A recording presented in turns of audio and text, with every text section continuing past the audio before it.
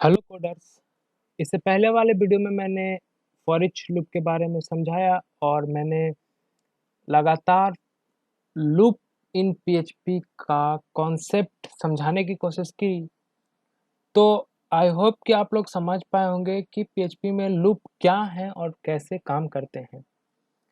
इस वीडियो में मैं आपको समझाने वाला हूँ ब्रेक और कंटिन्यू के बारे में। ब्रेक और कंटिन्यू स्टेटमेंट के बारे में। तो मैंने ब्रेक का इस्तेमाल इससे पहले जब मैंने स्विच स्टेटमेंट समझाया था तब किया था। ब्रेक क्या करता है कि किसी भी प्रोग्राम को रोकने का काम करता है। जैसे कि मैंने स्विच स्टेटमेंट में जब ब्रेक का इस्तेमाल किया था तो मैंने जैसे ही कंडीशन मैच हो रहा था और उस कंडीशन के ब्लॉक में, उस केस के ब्लॉक में जो कोड था वो एग्जीक्यूट हो रहा था, उसी में मैंने ब्रेक स्टेटमेंट लगा दिया था, जिससे कि हमारा प्रोग्राम ब्रेक कर जा रहा था, मतलब रुक जा रहा था और जहाँ तक वो चल रहा था वहीं तक आउटपुट दे रहा था। मतलब कि जिस केस में वो एग्जीक्यूट हो रहा था उसका आउटपुट दे रहा था। तो ब्रेक को हम एक और तरीके से समझते हैं। मैं इसके लिए एक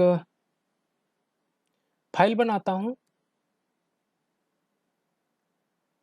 ब्रेक स्टेटमेंट के नाम से।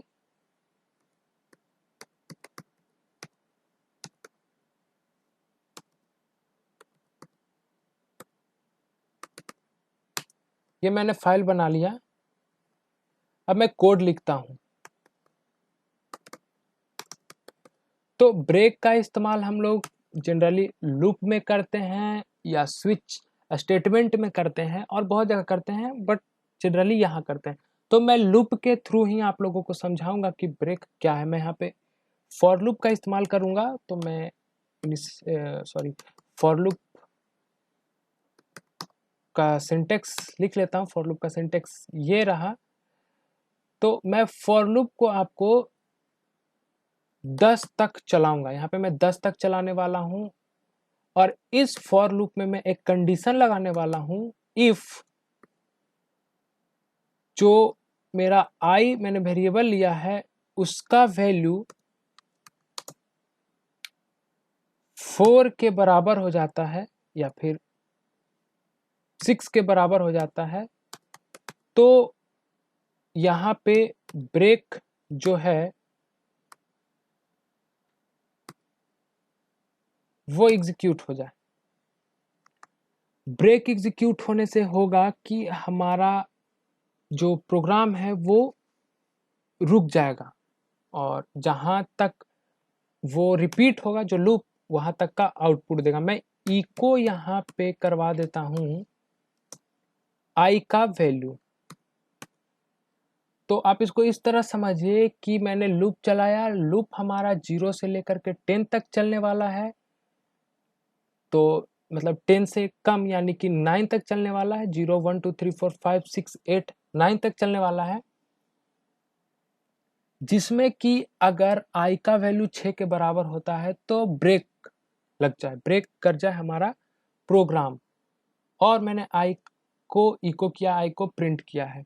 तो आप यहाँ पे देखेंगे कि जो आई का वैल्यू है वो 0 से लेकर के 5 तक जाएगा। 0 1 2 3 4 5 तक जाएगा और जैसे ही ये 6 पे आएगा तो ये मैच कर जाएगा, तो ये एग्जीक्यूट होगा। और जब ये एग्जीक्यूट हो जाएगा तो हमारा जो प्रोग्राम है वो ब्रेक कर जाएगा और रन करना बंद हो जाएगा, रिपीट करना बंद हो जाएगा। तो इसको सेव करते हैं और रन करते हैं अपने ब्राउज़र पे। मैं ब्राउज़र पे आता हूँ और यूआरएल डालता हूँ लोकल होस्ट php डेमो। मैंने नाम लिया था break statement, break statement dot php। मैंने एंटर किया। आप यहाँ पे देख पा रहे होंगे कि जैसा मैंने कहा था कि 0 से लेकर के 5 तक ही चलेगा। 6 आने के बाद वो ब्रेक कर जाएगा, कोड एग्जीक्यूट कर जाएगा। मैं br टैग लगा देता हूँ जिससे कि इजीली दिख पाएगा। तो आप लोग समझ पा रहे होंगे कि ब्रेक का काम क्या है। ब्रेक का काम है कोड को रोक देना, जिसमें कि आपको एक कंडीशन लगाना पड़ेगा और वो कंडीशन जैसे ही एग्जीक्यूट होता है, वो कंडीशन जैसे ही काम करता है तो ब्रेक लग जाए और कोड हमारा एग्जीक्यूट हो जाए, ब्रेक कर जाए। तो ब्रेक का काम ये है, ब्रेक का काम स्विच स्टेटमेंट में होता है। तो आई होप आप समझ पाए होंगे कि स्विच स्टेटमेंट में ब्रेक का काम क्यों होता है और कैसे काम करता है। चलिए ब्रेक के साथ हम लोग कंटिन्यू भी समझते हैं। मैं कंटिन्यू को समझाने के लिए नया फाइल बना लेता हूं। तो कंटिन्यू एक स्टेटमेंट है जिससे क्या होता है कि हमारा जो लूप, कंटिन्यू का भी इस्तेमाल हम लोग लूप में ही करते हैं, तो हमारा जो लूप है वो फिर से चलना शुरू हो जाता है, बिगिनिंग से शुरू हो जाता है। मैं इसको समझाता हूँ। मैं पहले फाइल को सेव कर लेता हूँ, फाइल को सेव कर लेता हूँ डेमो कंटिन्यू के नाम से, डेमो कंटिन्यू डॉट php। तो चलिए मैं इसको समझा देता हूँ आप लोगों को। तो कंटिन्यू क्या करता है कि जो ब्लॉक है, जो लूप का ब्लॉक है, उसको फिर से मैं व्हाइल लूप के थ्रू इसको समझाता हूँ। मैंने यहाँ पे एक वेरिएबल ले लिया आई का जो वैल्यू होगा वो चलेगा 2 तक। मैं पहले इससे समझाता हूँ आपको कि कैसे होता है, और आई को इनिशियलाइज कर लेता हूँ 1 से। मैं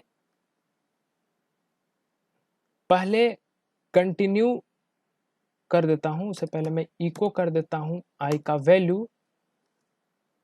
वैल्यू मैंने इको कर दिया और यहाँ पे कंटिन्यू स्टेटमेंट को लगा दिया। अब समझिए क्या होता है। हमारा जो कोड है, जो लूप है, वो चलना शुरू किया। मैंने यहाँ वेरिएबल में 1 स्टोर कर लिया। फिर मैं कंडीशन चेक कर रहा हूँ कि क्या मेरा 1 जो है वो 2 से कम है कि नहीं। तो जी हाँ, 2 से कम है, तो ये एग्जीक्यूट होगा।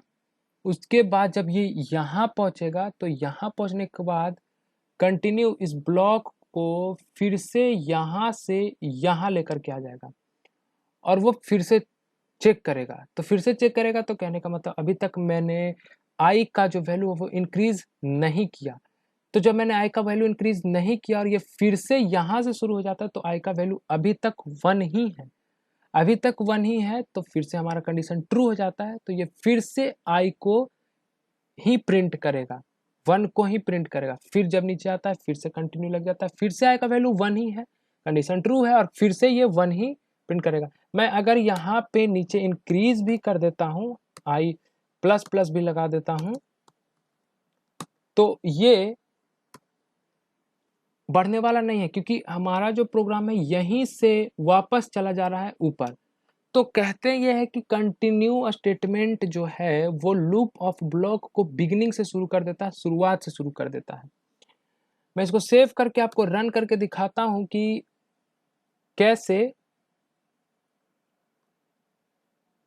कैसे आई रिपीट हो रहा होगा, कैसे आई हमारा बार बार 1 ही, अनलिमिटेड 1 कैसे दिखेगा। मैं URL डालता हूं लोकल होस्ट PHP डेमो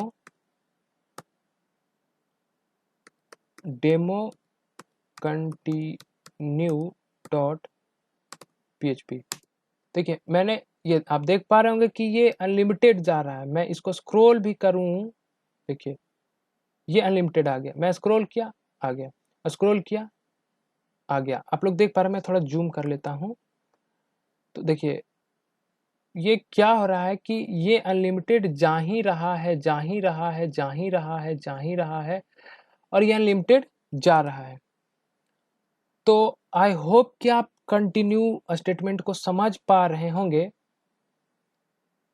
तो मैं क्या करता हूँ कि इसको समझाने के लिए एक और लूप का इस्तेमाल करता हूँ। इस बार जो लूप होगा हमारा वो फॉर लूप होगा और इफ कंडीशन के साथ में एक और इम्पॉर्टेंट चीज आपको समझाऊंगा। तो मैं फॉर लूप का इस्तेमाल कर लेता हूँ। यहाँ पे मैं इसको हटा देता हूँ। आई होप आपने इसे नोट कर लिया होगा। फॉर लूप का इस्तेमाल करते हैं, मैं आई वेरिएबल ही ले लेता हूँ और इसको 10 तक चलाता हूँ। मैं क्या करता हूँ कि आई का वैल्यू ही प्रिंट करता हूँ। यहाँ पे इको आई का वैल्यू मैंने प्रिंट कर दिया। तो ये आई का जो वैल्यू है वो आपको पता है कि 10 तक चलेगा अभी, मतलब 9 तक चलेगा, 9 तक दिखेगा, 10 बार चलेगा बट 0 से लेके 9 तक दिखेगा। इसी में मैं एक कंडीशन लगा देता हूँ, इफ जो आई है वो इक्वल्स हो जाता है 7 के, तो यहाँ पे कंटिन्यू स्टेटमेंट चल जाए। कंटिन्यू स्टेटमेंट चल जाए तो इससे क्या होगा कि मैं कंटिन्यू स्टेटमेंट को ऊपर रखता हूँ, आई को नीचे रखता हूँ, तब आप इजीली समझ पाएंगे, क्योंकि फिर वहाँ पे 7 का वैल्यू तो वो प्रिंट कर ही देगा, बट मैं चाहता हूँ कि वो ना करे। तो चलिए अभी इसको समझते हैं। तो ये जो लूप है हमारा वो चलना शुरू किया 0 से। आई का वैल्यू 0 है, कंडीशन फॉल्स, ये इस ब्लॉक में ना एंटर करके यहाँ आता है इको के पास और 0 प्रिंट करता है। फिर जाता है, इंक्रीज हुआ, फिर ये चेक करता है तो एक आया, 2 आया, 3 आया, कंडीशन ट्रू नहीं रिटर्न कर रहा, ये बार बार इको कर दे रहा है। बट जैसे ही आई का वैल्यू 7 होता है, वो इक्वल हो जाता है, तो ये कंटिन्यू कर जाता है। कहने का मतलब आई का वैल्यू बराबर हो गया 7 के, तो ये कोड एग्जीक्यूट हो गया इस ब्लॉक का। कंटिन्यू ये लूप के बिगिनिंग में चला गया, फिर से लूप पे आ गया, ये नीचे नहीं गया, ये इको नहीं किया, ये यहीं से वापस लौट गया, यहीं से वापस लौट गया, ये नीचे नहीं गया। जब यहाँ से ये वापस लौटा तो इस बार आई का वैल्यू 8 है, इस बार आई का वैल्यू 8 है, 8 है। ये फिर से कंडीशन चेक कर रहा है, नहीं, इस बार भी कंडीशन फॉल्स है, फिर से ये नीचे आता है और इको कर देता है 8 को, फिर 9 हो जाता है, फिर ये कंडीशन फॉल्स हो जाता है, फिर नीचे आता है और 9 को कर देता है। और जब 10 पे तो ये फॉर लूप ही रुक जाएगा। तो आई होप कि आप लोग वाइल लूप के मदद से समझ पाए होंगे कि कैसे कंटिन्यू के मदद से अनलिमिटेड बार लूप चलाया जाता है और कैसे कंटिन्यू जो है वो बिगिनिंग से शुरू कर देता है। जब तक हम उसमें इंक्रीज नहीं करेंगे तब तक वो रिपीट करते रहेगा। वाइल लूप में हमने देखा कि वो रिपीट कर रहा है क्योंकि वो इंक्रीज ही नहीं कर रहा था, वो बार बार बिगिनिंग में लेकर चला जा रहा था, शुरुआत में सीधा फॉर लूप पे लेकर चला जा रहा था। इस फॉर लूप में भी मैंने आप लोगों को समझाया कि वो कंडीशन चेक कर रहा है और जैसे ही कंडीशन ट्रू होता है तो वापस वो फॉर लूप के स्टार्टिंग में फिर से लूप को चलाता है, कंडीशन चेक करता है, फॉल्स होने के बाद वो इको करता है। तो आप इस प्रोग्राम में ये देखेंगे कि 0 से लेकर 9 तक तो प्रिंट होगा, बट उसमें 7 मिसिंग होगा, उसमें 7 नहीं होगा। 6 के बाद सीधा 8 होगा। मैं बी आर टैग लगा देता हूं जिससे कि लाइन चेंज हो। तो मैं आपको जनरली समझाने की कोशिश कर रहा हूँ वाइल लूप और फॉर लूप की मदद से कंटिन्यू का जो काम है। सो मैं इसको रिफ्रेश करता हूँ, तो रिफ्रेश करता हूँ तो आप देख पा रहे होंगे कि ये लूप चला और प्रिंट भी हुआ वैल्यू। बट आप यहाँ पे देखिए 6 के बाद 8 आया, मतलब कि कंडीशन क्या हो गया हमारा, वहां पे आई जो है वो 7 के बराबर हो गया, तो लूप बिगिनिंग में चला गया और लूप एक इंक्रीज कर गया, मतलब इस बार लूप का वैल्यू 7 से 8 हो गया। और यही कारण है कि 8 वहां 7 वहां पे मिसिंग हो गया और नेक्स्ट टाइम वो कंटिन्यू ना हो करके वो अपना काम करते रहा, रिपीट होते रहा, तो इको 8 हो गया।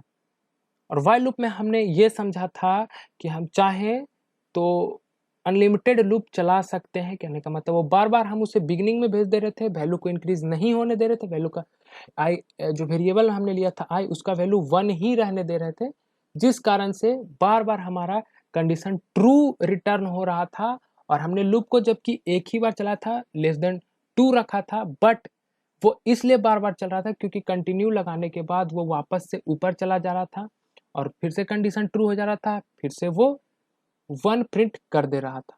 और इसमें हमने समझा कि कैसे हम किसी वैल्यू को जंप कर पाते हैं कंटिन्यू के थ्रू। तो आई होप कि आप लोग ब्रेक स्टेटमेंट का कॉन्सेप्ट और कंटिन्यू स्टेटमेंट का कॉन्सेप्ट समझ पाए होंगे।